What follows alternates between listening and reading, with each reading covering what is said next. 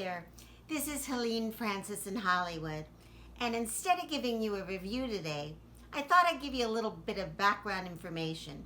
I know I've met some of you in person, and the question I get is, Helene, are you in a business besides doing reviews?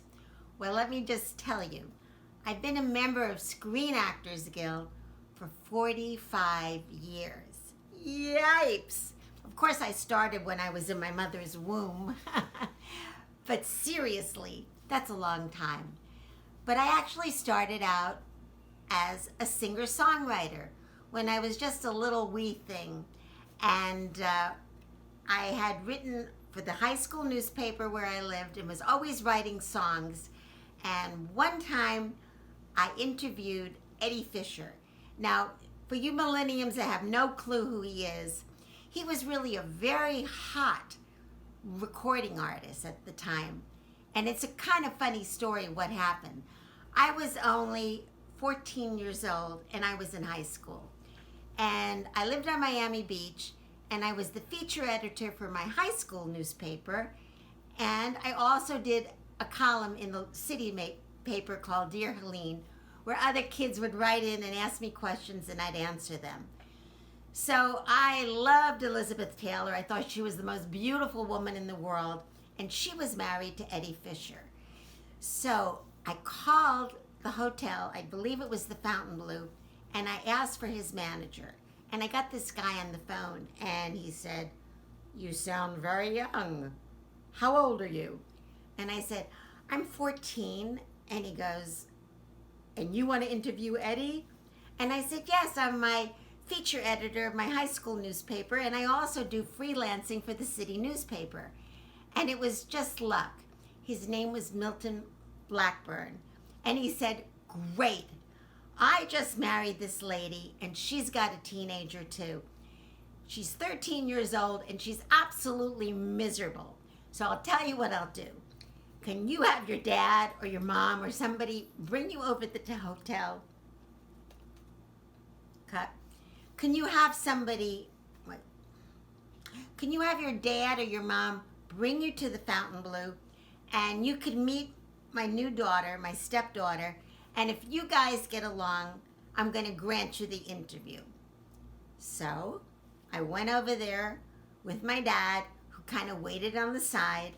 I met Mr. Blackstone, and then I met his daughter, Lori, and we hit it off immediately. She was just the cutest thing in the world, and we had so much in common. And he said, "Okay, tomorrow night, you and Lori are going to have front row seats to see Eddie Fisher, and after the show, you can interview him." So, and that's exactly what happened. So I met Lori, my dad dropped me off, and then after the show, Lori and me and Mr. Blackburn, who was her stepdad, went up and I did an interview with Eddie Fisher. And then afterwards, I had told Mr. Blackburn that I write music and I'm a singer too. And so he said to me, "If you ever get to New York City, give me a call." And my dad used to be in the produce business, and every summer we'd leave beautiful sunny Miami Beach and we'd go to a little colder weather, New Jersey. We had a home in Bradley Beach, and my dad used to have all these beautiful restaurants that were his clients. And I got to New Jersey as soon as the school year was over with my dad and my mom, called Mr. Blackburn in New York. It was a Friday. And he said, "Can you come up here today? Jenny Grossinger's in town. You can meet her." Now, I couldn't reach my dad because he was working, and I couldn't reach my mom because she was out. But I remember the thing that says you got to strike when the iron is hot.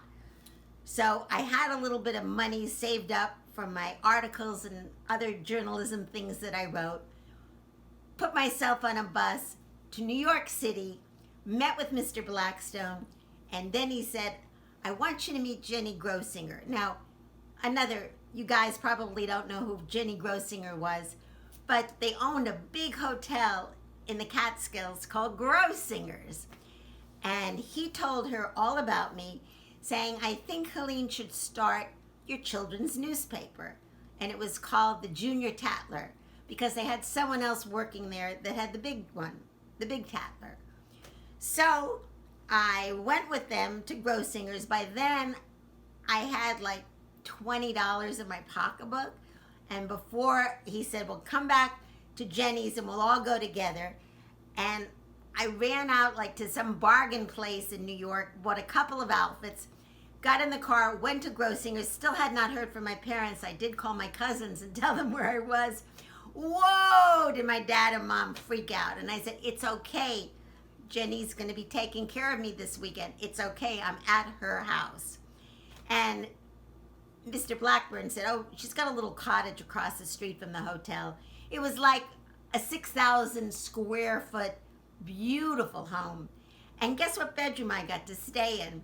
They put me in the same bedroom where Eddie Fisher and Elizabeth Taylor's were for their honeymoon. That was really exciting. Anyway, to make a long story short, Jenny really liked me. They offered me the job. I went back to New Jersey. My dad and my mom finally agreed to let me go stay at Grossinger's and start the junior newspaper. And I also led sing-alongs in the lobby because I played the piano. And in a couple of months, there was a rock and roll convention at Grossinger's, and I was playing and singing at the piano. And this guy came up to me, and he was a record producer, and he goes, how old are you? And at that time, I was 14 and a half. Oh, I forgot to mention that Mr. Blackstone and Jenny Grossinger were my legal guardians for the summer because I was underage when I was working there. Anyway, after my gig of playing the old songs where everybody sang along, the next day I met the producer. His name was Jerry Ross. And I played my own songs. He really liked them, and he says, I want to record you. So I said, well, look, my brother's a lawyer. Here's his number. Call him. So he called my brother in Florida, and my God, Jerry was legitimate. So after the summer, I went to Philadelphia, and that's when I was signed with Roulette Records. And the first one was called You Better Leave Him Alone. And then after that, it was one of the ones I wrote, called Waiting for Paul to Call. And hey, that was for Paul McCartney of the Beatles. You can look at it. It's on YouTube. Waiting for Paul to Call. Anyway, that's how I got started in the business as a very early age. And from there were movies and all sorts of goodies. But eventually I married and I got 4 kids. Raising 4 kids alone after a divorce, it's difficult. But I always felt that one day I'd do it again. So my thing is, never give up your dreams. I love having my channel. Next time I'll tell you some more stories. This is Helene Francis in Hollywood. If you like my story, sign up for my channel, okay? Love you guys. Mwah. Bye-bye.